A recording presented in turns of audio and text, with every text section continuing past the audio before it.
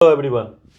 चलिए, 70th mains आपका बहुत नियर है, ठीक है। और उसके लिए आपको करंट अफेयर्स का टॉपिक जानना बहुत ज़रूरी है, ठीक है। देखते हैं क्या क्या टॉपिक आपके लिए इंपॉर्टेंट है। सबसे पहला बात, इंडियाज़ पार्लियामेंट्री प्रोसीडिंग। बहुत ज़्यादा इसमें प्रॉब्लम आ रहा है। क्यों प्रॉब्लम आ रहा है? अगर आप देखोगे ना इस दिन में, तो पार्लियामेंट का जो प्रोडक्टिविटी है ना, वो डिक्रीज हुआ है। ऐसा मैं क्यों कह रहा हूँ कि आप देखोगे लोकसभा का जो इस बार विंटर सेशन का प्रोडक्टिविटी था, वो ऑलमोस्ट 52% के आसपास ही था। और राज्यसभा का देखोगे तो 39% के आसपास है। तो पार्लियामेंट का प्रोडक्टिविटी गिर रहा है ना, तो ये अच्छी बात नहीं है, ठीक है। उसके साथ साथ क्या क्या चैलेंज, आप किस किस टॉपिक पे आपको जान लेना। Challenges to the functioning of parliament proceeding, क्या क्या चैलेंजेज है। अगर आप देखो कैसे नहीं चैलेंज है, 2019 से देखोगे तो कोई भी डिप्टी स्पीकर है ही नहीं पार्लियामेंट के अंदर, ठीक है। कोई भी डिप्टी स्पीकर नहीं है, पूरा 1-5 साल डिप्टी स्पीकर रहा ही नहीं, ठीक है। देखोगे तो फ्रीक्वेंट डिस्ट्रप्शन हो रहा है। फ्रीक्वेंट डिस्ट्रप्शन मतलब बीच में ही क्या होता है कि अपोजिशन पार्टी बैकआउट कर देते हैं, ठीक है। और देखोगे तो 2023 में देखा होगा आपने कि 141 एमपी को सस्पेंड कर दिया गया था, ठीक है। तो ये सब फैक्ट आपको पता होना चाहिए। अब देखोगे कि जो पार्लियामेंट्री कमेटी है ना, उस पर जो बिल जाना चाहिए, मतलब बिल जो बनता है, देखो बिल के बाद ही एक्ट बनता है, लेकिन बिल को रेफर किया जाता है पार्लियामेंट्री कमेटी में, सो डैट कि उसका स्क्रूटनी किया जाए। जो स्टेक होल्डर होंगे बिल का, उनको भी कभी कभी इसमें लिया जाता है। जैसे किसान वगैरह है, किसान पे बिल आ रहा है एग्रीकल्चर पे, तो किसान को लेना ही चाहिए। तो पार्लियामेंट्री कमेटी के पास बिल नहीं जा रहा है, ठीक है। तो ये भी एक बड़ा कंसर्न है, ठीक है। What need to ensure a proper functioning, क्या करना चाहिए प्रॉपर फंक्शनिंग के लिए, ऐसे क्वेश्चन आपसे पूछ सकता है। ऐसा मैं इसलिए कह रहा हूँ कि देखो बजट जो है ना, अभी देखोगे बजट 89% ऑफ द बजट जो है ना, बिना डिस्कशन का ही पास हो जा रहा है, पास विदाउट डिस्कशन। मैं ये नहीं कह रहा हूँ, गवर्नमेंट डेटा कह रहा है, पीआरएस का साइट कह रहा है, ठीक है। तो ऐसा देखोगे कि 89% ऑफ द जो बजट का डिस्कशन हो ही नहीं रहा है, ऐसे ही पास हो जा रहा है। तो आपसे क्वेश्चन क्या पूछ सकता है कि क्या क्या चैलेंजेज है पार्लियामेंट्री प्रोसीडिंग में, वो चैलेंजेज आप लिख लो, ठीक है। उसके साथ साथ what need to ensure proper functioning के लिए क्या करने की जरूरत है, ऐसे क्वेश्चन डेफिनेटली आपसे पूछ सकता है, क्योंकि पार्लियामेंट से क्वेश्चंस आ रहे हैं, ठीक है। अगर हम अगला देखें, the looming threat to the federalism and democratic tenets. तो जो फेडरलिज्म है और डेमोक्रेटिक के ऊपर एक खतरा मंडरा रहा है। क्यों खतरा मंडरा रहा है? One nation one election. तो one nation one election news में है, तो आपको इसको इससे भी लिंक करके पूछ सकता है कि वन नेशन वन इलेक्शन ऐसा पूछ सकता है sorry, one nation one election may be concern for India's federalism critically examine. ऐसे क्वेश्चन आपसे डेफिनेटली पूछ सकता है कि देखो, इसलिए कह रहा है कि वन नेशन वन इलेक्शन में क्या होगा, स्टेट और सेंटर का एक ही साथ इलेक्शन हो जाएगा, ठीक है। तो हो सकता है जो पार्टी अभी गवर्नमेंट में है उनको फेवर मिल जाए, ऐसा हो सकता है, ये कंसर्न हो सकता है, ठीक है। तो इसको आप बिल्कुल ही इसके ऊपर नोट्स बना लो, ठीक है, क्योंकि आपको बिल्कुल definitely one nation one election तो आएगा ही आएगा। हो सकता है कि थोड़ा टफ बनाने के लिए फेडरलिज्म से कनेक्ट कर दे, क्योंकि जनवरी 4 2025 का न्यूज़ है। ऐसे क्वेश्चंस डेफिनेटली अगर क्वेश्चंस बन रहे होंगे तो बिल्कुल ही इसको पुट किया जाएगा, ठीक है। अगर नेक्स्ट देखें तो पीएम मोदी का विजिट हुआ पोलैंड में। तो काफ़ी दिन बाद कोई इंडिया का प्राइम मिनिस्टर पोलैंड गया है, तो आपको पता होना चाहिए कि पोलैंड इसलिए भी इंपॉर्टेंट है क्योंकि अगर आपको यूरोप में आपको अपना ट्रेड करना है, तो पोलैंड बहुत अच्छा तरीका हमको यूरोप में एक अपना स्थापित करने का, ठीक है। तो आप देखो, एक एक्शन प्लान है 2024 से 2028 तक, उसमें आपको जानने की जरूरत है एक्शन प्लान है क्या। उसके साथ साथ जो की वर्ड है मैंने यहाँ पे बता देता हूँ कि joint commission for economic cooperation, ये साइन हुआ है। इंडिया ने इंकरेज किया है पोलैंड को कि आप इंटरनेशनल सोलर अलायंस को ज्वाइन करें, क्योंकि इंटरनेशनल सोलर अलायंस आप देखोगे तो फ्रांस और इंडिया का ही देन है, ठीक है। तो इसको बोला है ज्वाइन करो आप, ठीक है। उसके साथ साथ coalition for disaster resilient infrastructure में भी उनको इंकरेज किया है, सो डैट कि ग्लोबल इन्वायरमेंटल और डिजास्टर रिलेटेड चैलेंज जो है ना, उसको कम किया जा सके। तो ये एक एक्शन प्लान, और भी इसके पॉइंट है जो आपको ढूंढ के लिखने हैं, ठीक है। उसके साथ साथ क्यों collaboration between India and Poland क्यों जरूरत है, क्या है, तो देखोगे कि फार्मास्यूटिकल और केमिकल्स को आप देखोगे तो पोलैंड टोटली नहीं, Poland depends on India for की मेडिसिन रॉ मटेरियल। तो पोलैंड डिपेंडेड है इंडिया पे, तो हमारे लिए अच्छी बात है ना, हमारा कोई फार्मास्यूटिकल चीज़ वहाँ पे एक्सपोर्ट हो रहा है तो हमारे लिए अच्छी बात है। उसके साथ जब आईटी और आईसीटी सेक्टर देखोगे तो India IT firms thrive in Poland strategic location, तो इंडिया के लिए इंपॉर्टेंट है। उसके साथ साथ जब टेक्सटाइल सेक्टर को हम देखते हैं तो Indian textile export to Poland growing, तो इंडिया का टेक्सटाइल जो है ना ग्रो कर रहा है, तो हमारे लिए अच्छी बात है, रिलेशन अच्छा रहेगा तो ये बढ़ेगा ही business. Ongoing collaboration in mining and power sector, तो अभी कोलैबोरेशन भी चल ही रहा है माइनिंग के सेक्टर में और पावर सेक्टर में पोलैंड के साथ, इसलिए हमारे इंपॉर्टेंट है। जब देखोगे टेक्नोलॉजी में कहीं ना कहीं पोलैंड अच्छा है तो हमको एग्रो फूड प्रोसेसिंग में भी यूज हो सकता है। तो ये सब आप जरूर इस पे आप 2-3 लाइन 4 लाइन नोट्स बना लो, क्योंकि अगर आपसे पूछ सकता है significance of Poland India relations, तो आप इसको वहां पे लिख सकते हो, ठीक है। जब आप सिग्निफिकेंस में और भी कुछ पॉइंट देख लो, both nation agree on the need for reforms in the UN and other international institute to address global challenges. तो यूएन में अगर आप देखोगे तो यूएन में होना चाहिए चेंजेस, जो परमानेंट मेंबर है, ठीक है। उसके साथ साथ जो इंटरनेशनल इंस्टीट्यूट है उसको एड्रेस करने के लिए इन्होंने एग्री किया, दोनों नेशन ने एग्री किया। उसके साथ Poland is an attractive destination for Indian business aiming to expand in Europe. तो इंडिया के लिए बहुत अच्छा, अगर आपको यूरोप में, आपको इंडिया को अगर यूरोप में अपना बिजनेस एक्सपैंड करना है तो पोलैंड एक बहुत अट्रैक्टिव डेस्टिनेशन है यूरोप में घुसने के लिए, बहुत आसान तरीके से आप बढ़ा सकते हो बिजनेस, ठीक है। Poland help India during Ukraine evacuation. तो यूक्रेन से जो इवैक्यूएट किया जा रहा था स्टूडेंट वगैरह जो यूक्रेन में पढ़ रहे थे, जो ऑपरेशन गंगा था उसमें पोलैंड ने बहुत हेल्प किया। तो हमारे लिए अच्छी बात है कि हमारा जो पुराना रिकॉर्ड है पोलैंड के साथ वो भी अच्छा है। Poland upcoming presidency of the council of you, तो यूरोपियन यूनियन का जो प्रेसिडेंसी है ना अपकमिंग वो पोलैंड है। तो हमें अगर यूरोपियन यूनियन में अपना दबदबा बनाना है और चीज़ें अच्छी करना है, बिजनेस टाइप बायलैटरल चीज़ें अच्छा करना है, तो Poland is the best way, ठीक है।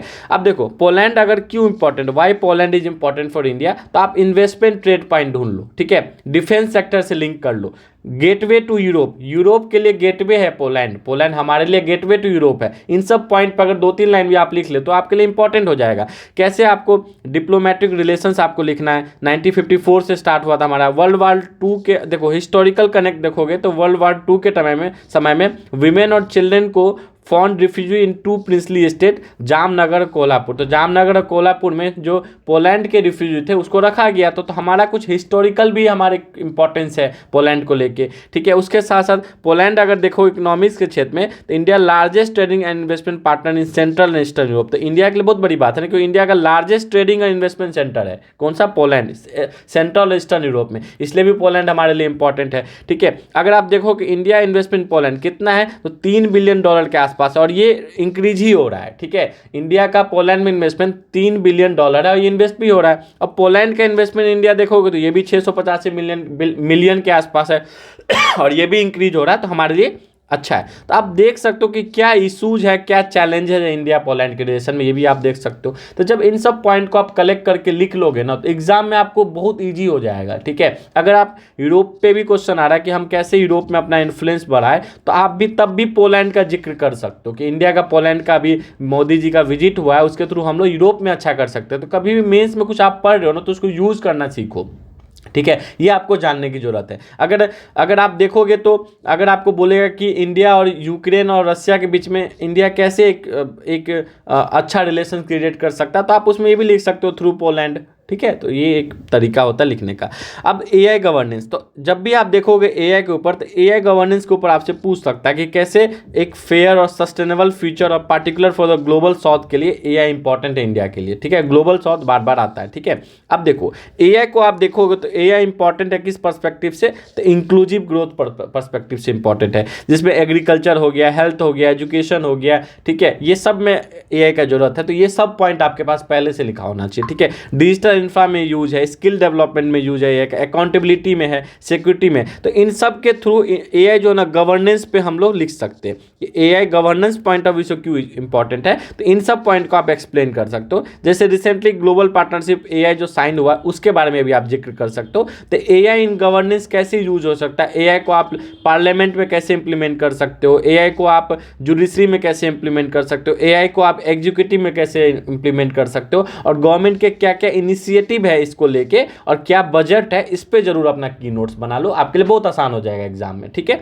अगर हम नेक्स्ट देखें, should election commission ensure internal democracy in political party. जो इंट्रा पार्टी डेमोक्रेसी होता है, मतलब democracy with in the political party, ये कहीं नहीं है। आप देखोगे कि most of the political party में अगर किसी का फैमिली मेंबर नहीं बोलो, किसी का बाप अगर सीएम था या फिर मिनिस्टर था तो उसको बेटा को टिकट जरूर मिलता है, तो फिर डेमोक्रेसी कहाँ रहा, ठीक है। तब तो पार्टी के अंदर डेमोक्रेसी नहीं रहा। इंडिया में डेमोक्रेसी जरूर है, लेकिन पॉलिटिकल पार्टी जो इतने बड़े डेमोक्रेसी कंट्री को चला रहे हैं उनके अंदर ही डेमोक्रेसी नहीं है, ठीक है। तो इसके ऊपर आपको जरूर काम करना चाहिए, ठीक है। इसमें आप कह सकते हो कि इलेक्शन कमीशन का क्या रोल हो सकता है कि to ensure the intra party democracy, ठीक है। चैलेंजेस क्या क्या है, ठीक है। अब आप देखोगे मैं पॉलिटिकल पार्टी का नाम क्या लूँ, फिक्स ही रहता है कि इनका बेटा सीएम बनेगा, उनका बेटा पीएम बनेगा, ये होता ही है, ठीक है। तो इस बात को समझना है आपको, ठीक है। पॉलिटिकल मैं न्यूट्रल बात कर रहा हूँ, ऐसा नहीं है, लेकिन आप समझ पा रहे हो कि इसको आपको बिल्कुल ही मेंशन करना है। और मेंशन मतलब किसी पॉलिटिकल पार्टी को मेंशन नहीं करना है, क्या की चैलेंज है, बहुत न्यूट्रल तरीके से किसी भी पॉलिटिकल पार्टी का नाम बिल्कुल नहीं लिखना है, न्यूट्रल रहना है, ठीक है। उसके साथ साथ क्या चैलेंजेज है कि पॉलिटिकल डेमोक्रेसी पार्टी के अंदर करना, तो ठीक है।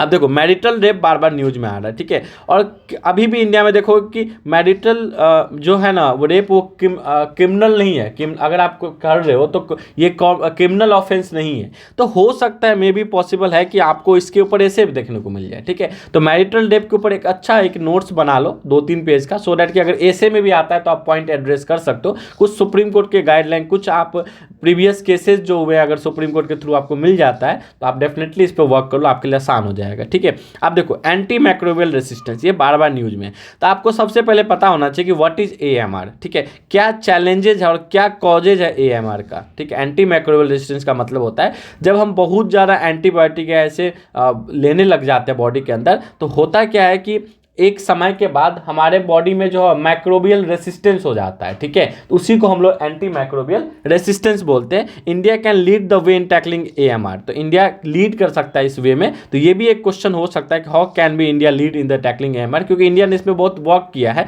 तो क्या इनिशिएटिव है गवर्नमेंट का वो भी आपको पता होना चाहिए। आई होप कि आपको समझ में आया होगा कि ये सब टॉपिक बहुत इंपॉर्टेंट है आपके लिए, डेफिनेटली आपको एग्जाम में पूछेगा। अगर आप 71st का प्रिपरेशन कर रहे हो तो परिश्रम बैच के साथ डेफिनेटली आप जोड़ सकते हो। इसमें हम लोग प्री प्लस मेंस चला रहे हैं, ठीक है। GS1 GS2 मेंस का कंप्लीट, मेरा ऐसा मानना है complete your mains before prelims. अगर आपने कंप्लीट कर लिया मेंस, इसमें आपका खुद का हैंड रिटन नोट्स बनाया जा रहा है, ठीक है।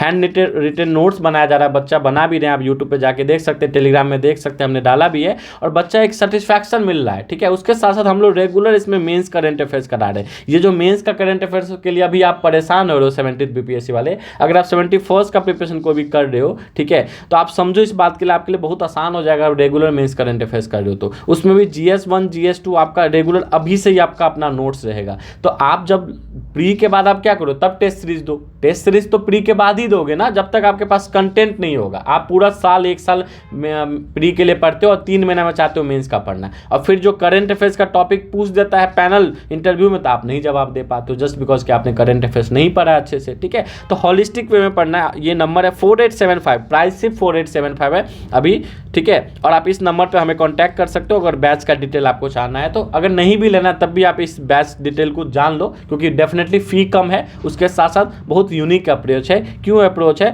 कि अगर हम आपको फंडामेंटल राइट अगर हम मेंस में पढ़ा रहे हैं तो आपको हम प्री में भी साथ ही साथ पढ़ा रहे हैं, उसी दिन सेम डे। 1-2 दिन इधर उधर हो सकता है, लेकिन उसी वीक में हम दोनों चीज़ कवर करा रहे हैं, सो डैट कि आपको समझ में आए कि प्री के पॉइंट ऑफ व्यू से FR क्यों इंपॉर्टेंट है, मेंस का पॉइंट ऑफ व्यू से क्यों इंपॉर्टेंट है। प्रीलिम्स का बात करें तो इस बैच में फैक्चुअल के साथ साथ कंसेप्ट दोनों पॉइंट ऑफ व्यू से हम चल रहे हैं, सो डैट कि आपको 71st में कोई भी प्रॉब्लम ना हो। आई होप कि आपको समझ में आया हो। Thank you everyone.